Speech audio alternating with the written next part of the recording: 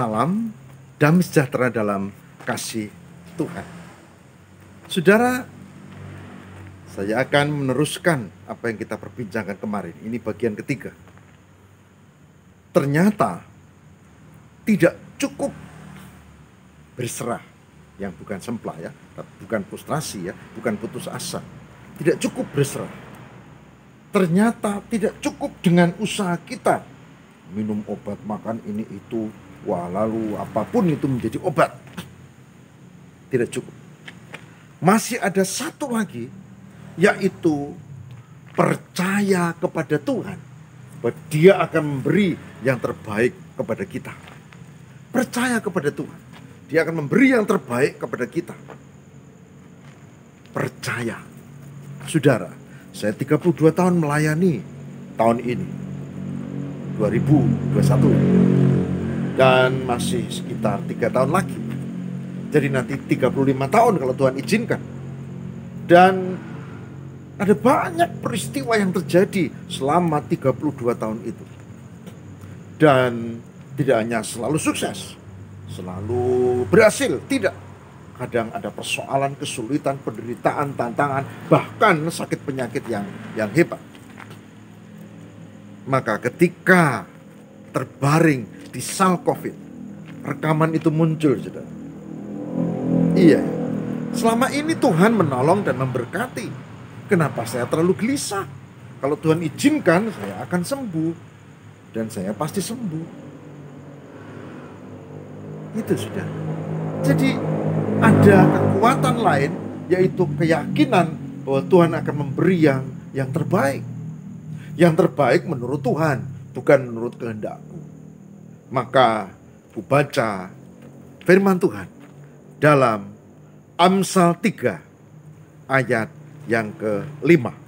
Amsal 3 ayat ke-5, saudara. Amsal 3 ayat yang ke-5. Demikian firman Tuhan. Percayalah kepada Tuhan dengan segenap hatimu, dan janganlah bersandar pada pengertianmu sendiri. Amsal 3 ayat 5. Percayalah kepada Tuhan dengan segenap hatimu, dan jangan bersandar pada pengertianmu sendiri. Amsal 3 ayat 5. Ada hal-hal penting, saudara, di sini dari Amsal 3 ayat 5 ini. Pertama adalah percaya kepada Tuhan. Yang dimaksud adalah Yahweh, Yehuwa, Sang Bapa, bukan yang lain. Bukan pada kekuatan-kekuatan lain. Percayalah kepada Tuhan. Di sini ditulis dengan Tuhan besar. Orang yang tidak seiman, tidak mengerti itu apa maksudnya. Pasti tidak dong. Kita tahu ini Sang Bapa. Dengan segenap hatimu, nomor 2, percayanya kepada Tuhan, kepada Yahweh, Yehuwa. Tapi harus dengan sungguh-sungguh, segenap hatimu. Saudara dan saya, ada banyak orang yang sudah menjadi milik Kristus, tapi percayanya tidak segenap hati. Kadang-kadang percaya, kadang-kadang tidak. Bahkan kadang-kadang dia mampu mengungkap dalam pemahaman Alkitab atau Bible Study, tapi tidak dengan segenap hati. Itu yang jadi masalah. Padahal di sini dikehendaki harus dengan segenap hati. Poin pertama kepada Tuhan, poin kedua segenap hati. Poin ketiga adalah dan jangan bersandar kepada pengertianmu sendiri. Jangan bersandar pada pengertian sendiri. Kita memang punya akal, kita punya otak, kita punya kecerdasan, ya kita punya bahkan harta, kita punya dibandingkan makhluk lain, manusia itu luar biasa. Maka godaannya adalah bersandar pada pengertiannya sendiri. Nah, kalau kita lihat, saudara, Amsal 3 ayat 5 itu menunjuk pada Satu, jurus pertama, percayanya kepada Tuhan, bukan pada yang lain. Lalu yang kedua, segenap hati, bukan setengah hati, tapi segenap hati. Dan yang ketiga adalah jangan bersandar pada pengertian sendiri. Meskipun kita merasa pandai, merasa bijak, kita bertitel, kita juga kaya, kita juga berpendidikan, kita punya status atau silakan. Tapi jangan bersandar pada pengertianmu sendiri. Nah, ketika COVID-19 itu menggerogoti tubuhku, merusak sel-sel dalam diriku, lalu darahnya biasanya mulai mengental kalau tidak teratasi. Kemudian saturasi oksigen dalam darah itu menurun kalau tidak teratasi. Begitu juga kalau kita punya komplikasi komorbid, itu jadi persoalan, saudara, secara medis. Bukan begitu. Tapi di tengah situasi itu, keyakinan bahwa Tuhan memberi yang terbaik, percaya, segenap hati harus dilakukan.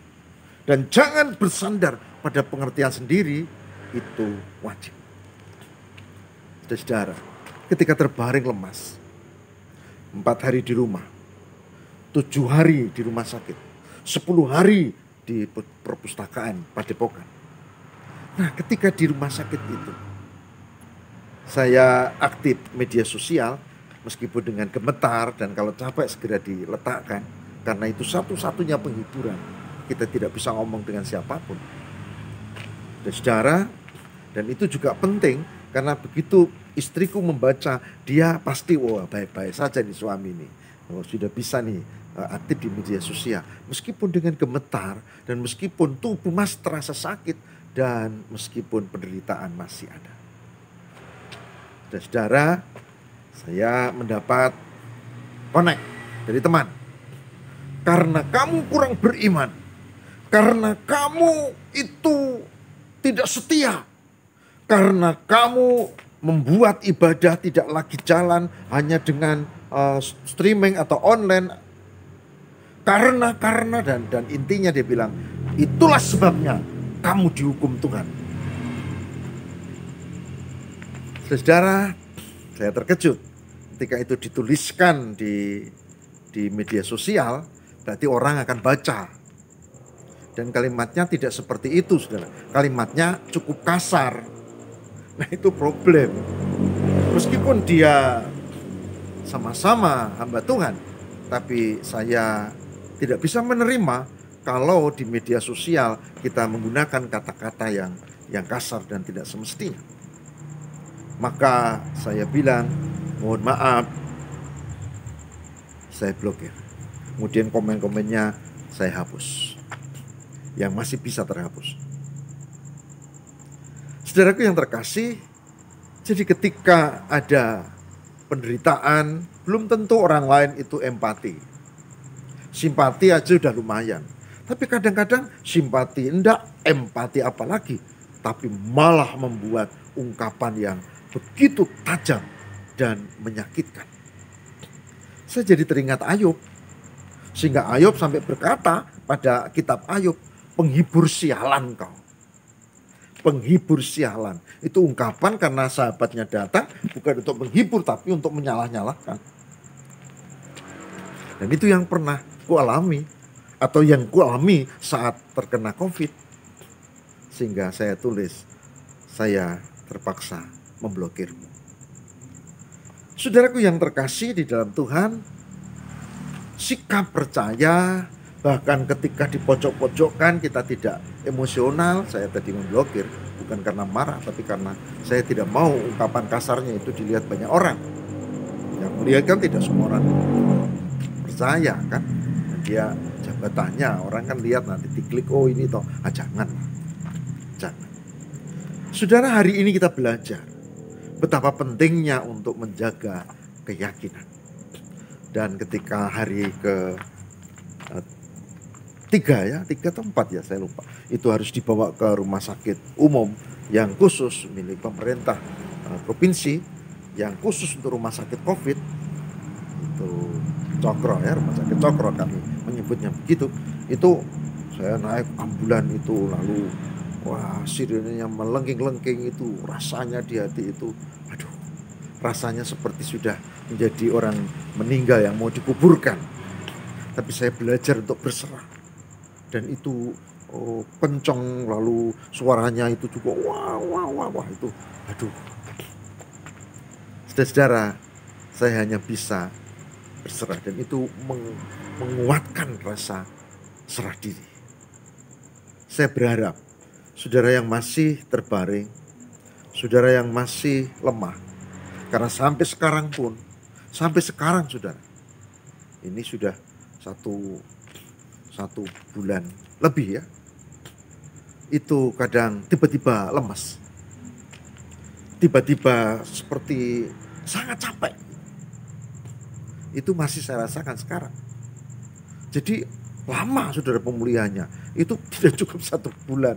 Ini saya sudah 1,5 bulan, itu belum fit saudara. Ya sudah sehat, sudah negatif, tapi tiba-tiba bisa kehilangan tenaga. Ya. Dan mari kita berserah. Bagi yang sudah kehilangan orang yang dikasihi dan berduka, saya ikut merasakan itu. Dan saya berdoa, semoga kita memahami kehendak Tuhan. Dan semoga kita masih tetap percaya kepada Tuhan, meskipun orang yang kita kasihi telah lebih dulu berpulang. Saya berharap pandemi ini tidak membuat kita kehilangan iman. Mari kita berdoa. Tuhan, pandemi ini sangat berat. Bukan hanya kami merasa menderita, tapi juga kami melihat sahabat, orang-orang yang kami kenal yang telah berpulang. Dan itu menorehkan kedukaan, luka di hati orang-orang yang mencintainya, bahkan termasuk kami. Tuhan, berilah kekuatan, berilah keyakinan bahwa itu kehendak-Mu. Berilah pertolongan kami untuk bangkit. Sembuhkanlah duka kami ya Tuhan. Kami percaya Tuhan memberi yang terbaik buat kami. Kami mohon kekuatan dan berkat-Mu. Demi Kristus pengantara kami. Amin.